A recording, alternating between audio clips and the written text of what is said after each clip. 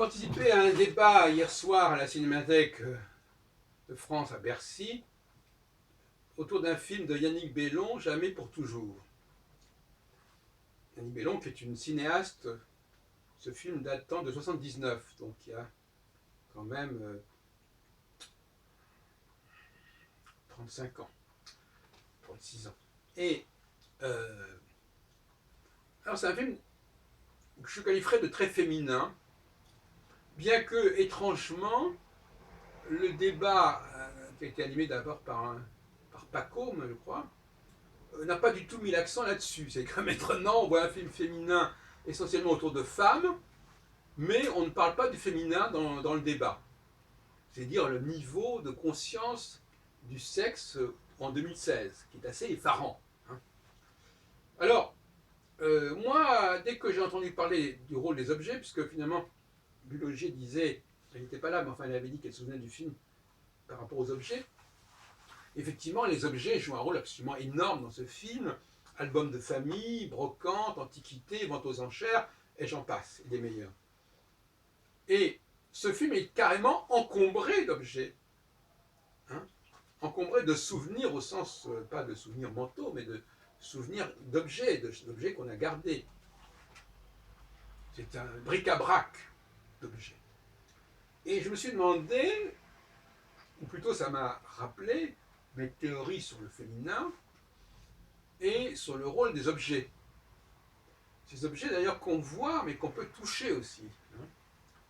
Et je rappelle encore une fois que la femme n'est pas forcément visuelle, elle est aussi beaucoup dans l'écoute, mais aussi dans le toucher. Puisque le toucher, c'est le sens par excellence de l'aveugle. Et la femme est quelque part aveugle dans mon système. Donc, cette emprise des objets, ce poids des objets, c'est quand même quelque chose qui me paraît remarquable. Dans ce sens-là, ce film est emblématique d'un regard féminin, d'une vision féminine du cinéma qui n'a pas du tout été manifestée par le public avant que dans les derniers instants du débat, je n'intervins. Bon, c'est quand même extraordinaire ça. Comme s'il y avait un tabou sur le discours féminin. Bon, c'est hallucinant. Pourquoi les objets sont-ils importants pour les femmes? D'abord parce que les objets, c'est la mort. C'est ce qui reste. Et les femmes ont un rapport un peu morbide à l'homme, en ce sens qu'elles préfèrent les objets que l'homme a fabriqués, les livres qu'il a écrits, à l'homme lui-même. Donc elles préfèrent des choses qui viennent du passé et qui ne compromettent pas son imaginaire de la femme du XXIe siècle. Vous voyez ce que je veux dire? C'est-à-dire que la femme veut imaginer depuis les années 60 déjà, bien avant aussi, veut imaginer un monde où il n'y aurait plus cette présence écrasante de l'homme. Et donc par conséquent, elles sont une position d'héritière, en quelque sorte. C'est-à-dire que voilà, on va récupérer un maximum de choses que les hommes ont laissées, que les hommes d'autrefois ont laissées, et puis on va créer une humanité, il n'y aura plus d'hommes, et où on va exploiter ce qui a déjà été laissé, comme on exploite par exemple, pourquoi pas, les ressources pétrolifères, les ressources minières, qui sont déjà là. Elles sont là, elles ne sont pas à construire, ces ressources minières. Eh bien, c'est la même chose. Il y a des ressources culturelles qui sont là, il y a des filons culturels qui sont là. Exploitons-les, mais ne cherchons pas à les augmenter. Hein, quand on a cherché à les augmenter, ça a donné l'énergie nucléaire avec les problèmes que ça pose. Donc, voilà. Donc, il y a un potentiel, il y a un trésor, il y a un patrimoine minier, intellectuel, culturel, dont nous héritons, que nous avons la charge d'exploiter au mieux, qui est mort, c'est-à-dire qui est figé, et qu'on peut exploiter. Et donc, faisons l'impasse sur tout ce qui est vivant. Elles imaginent un monde de zombies, en quelque sorte, les femmes. Parce qu'un monde de zombies, c'est vraiment un monde où on vivrait uniquement sur le souvenir, sur le passé, sur les objets qui ont été laissés, sur les les textes qui ont été transmis, et on ne veut pas de gens qui arrivent en disant, de mâles dominants qui disent en disant je vais vous montrer autre chose, je vais créer autre chose, et quelque chose qui n'existe pas. Non, elle vraiment, non, non, on a tout ce qu'il faut, on n'a plus besoin de vous, non, non, tout est en ordre, il n'y a rien à signaler, tout va très bien, madame la marquise, on n'a pas besoin de vos services.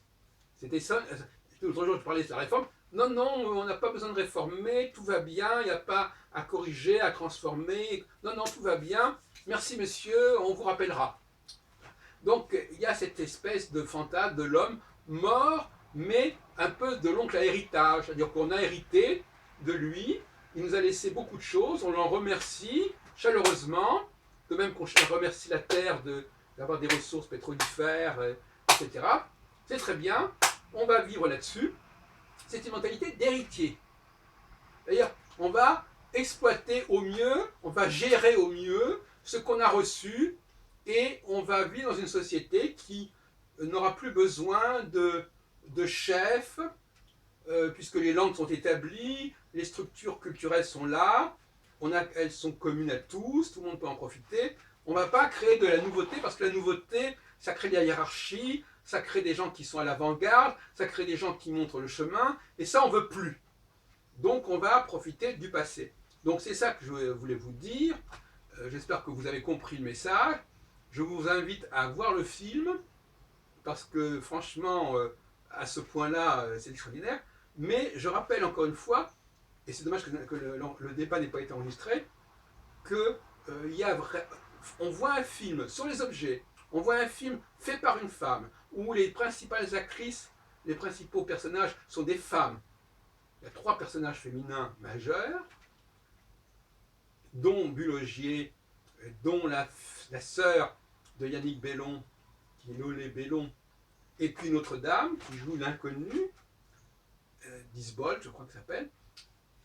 Et on parle pendant 1 heure sur le film, et à aucun moment on s'est donné le droit de parler de la question du masculin et du féminin.